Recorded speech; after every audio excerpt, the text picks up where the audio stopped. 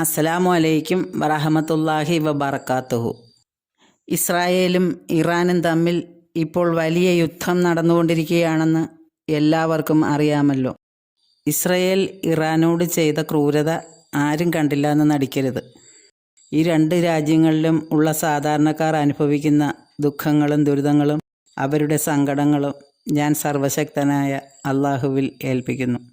കർത്താവ് യേശുക്രിസ്തു അദ്ദേഹത്തിൻ്റെ ഏറ്റവും വലിയ കൽപ്പനയായിട്ട് പഠിപ്പിച്ചിട്ടുള്ളത് ഇതാണ്: നിങ്ങൾ നിങ്ങളെപ്പോലെ തന്നെ മറ്റുള്ളവരെ സ്നേഹിക്കണം.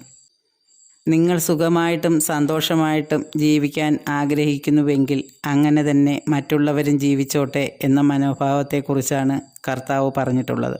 പാലസ്തീനിൽ ജീവിക്കുന്ന സാധാരണക്കാരായിട്ടുള്ള ആൾക്കാരെ കഴിഞ്ഞ 1-2 വർഷങ്ങളായിട്ട് ഇസ്രായേൽ കൊന്നൊടുക്കുകയല്ലായിരുന്നോ?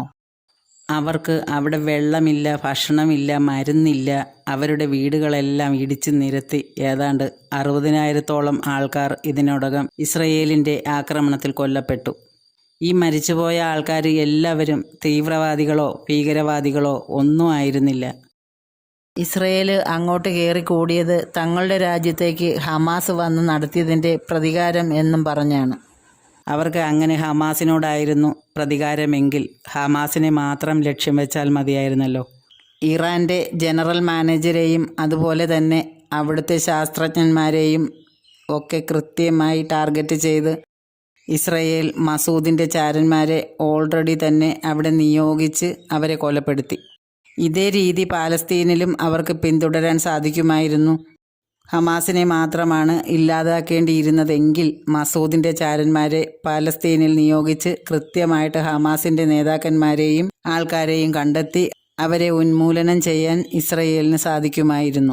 എന്നാൽ ഇസ്രയേൽ ഹമാസിനെ വെറുതെ വിട്ടുകൊണ്ട് യുദ്ധം തുടങ്ങുന്നതിന് മുൻപ് തന്നെ വളരെയധികം പരിതാപകരമായ അവസ്ഥയിൽ ജീവിച്ചു പോന്നിരുന്ന അവിടുത്തെ പാവപ്പെട്ട ആൾക്കാരെ, അവരുടെ കുഞ്ഞുങ്ങളെ നിഷ്കരണം കൊലപ്പെടുത്തുകയും ഇപ്പോഴും കൊന്നുകൊണ്ടിരിക്കുകയും ചെയ്യുന്നു.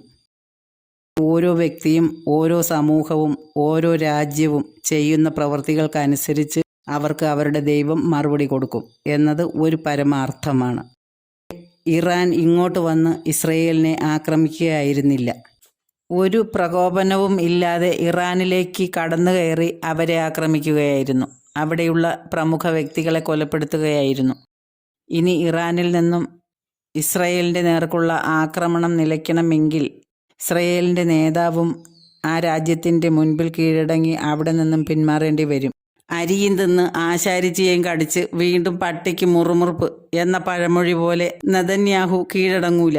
കാരണം അയാളുടെ മാത്രം അഭിമാനത്തിൻ്റെ പ്രശ്നമാണ് ഇത്. അയാളെ സംബന്ധിച്ച് ഇസ്രയേലിൽ ജീവിക്കുന്ന സാധുക്കളായ മനുഷ്യരോ ഇറാനിൽ ജീവിക്കുന്ന സാധാരണക്കാരോ പാലസ്തീനിലുള്ള സാധാരണക്കാരോ ഒന്നും ഒരു വിഷയമല്ല. അയാൾക്ക് അയാളുടെ ലക്ഷ്യം മാത്രമേയുള്ളൂ. അതുകൊണ്ട് തന്നെ അയാൾ ഇറാൻ്റെ മുൻപിൽ കീഴടങ്ങാനുള്ള സാധ്യത കുറവാണ്. തേനീച്ച കൂട്ടിൽ കല്ലെറിഞ്ഞ പോലെ രാജ്യങ്ങളെല്ലാം പോരിനിറങ്ങിയാൽ ഈ ലോകത്തിൻ്റെ അവസ്ഥ എന്താവും? വിവരവും വിവേകവും ഉള്ള ഒരു മലയാളിയെങ്കിലും ഇസ്രയേലിൽ ഉണ്ടെങ്കിൽ, ഈ വീഡിയോ കാണുന്നുണ്ടെങ്കിൽ ഇത് നന്നായി മനസ്സിലാക്കി സമാധാനം കണ്ടെത്തേണ്ടതുണ്ട്. യുദ്ധം മൂലം ഇറാനിൽ നിന്നും ഇസ്രയേലിൽ നിന്നും ഇന്ത്യയിലേക്ക് വരാൻ ആഗ്രഹിക്കുന്ന എല്ലാ വ്യക്തികളും, നിങ്ങൾക്ക് അങ്ങനെ വരാൻ ആഗ്രഹമുണ്ടെങ്കിൽ എത്രയും വേഗം ഇന്ത്യൻ എംബസിയുമായി ബന്ധപ്പെടുകയാണ് വേണ്ടത്. ഇന്ത്യ ഗവൺമെൻറ് അതിനുള്ള മാർഗം ഒരുക്കിയിട്ടുണ്ട്. ഇന്ത്യൻ എംബസിയുടെ വെബ്സൈറ്റിൽ പോയി നിങ്ങൾ രജിസ്റ്റർ ചെയ്ത് കഴിഞ്ഞാൽ നിങ്ങളെ അവിടെ നിന്ന് കരമാർഗം ഏതെങ്കിലും അടുത്തുള്ള രാജ്യത്തിലേക്ക് എത്തിച്ചിട്ട് അവിടെ നിന്ന് നാട്ടിലേക്ക് എത്തിക്കാനുള്ള അറേഞ്ച്മെൻറ്റ് സെൻട്രൽ ഗവൺമെൻറ് ഒരുക്കിയിട്ടുണ്ട്. അല്ലാഹു സുബ്ഹാനഹു വ തആല എല്ലാവർക്കും ഹൈറും ബർക്കത്തും നൽകുമാറാകട്ടെ.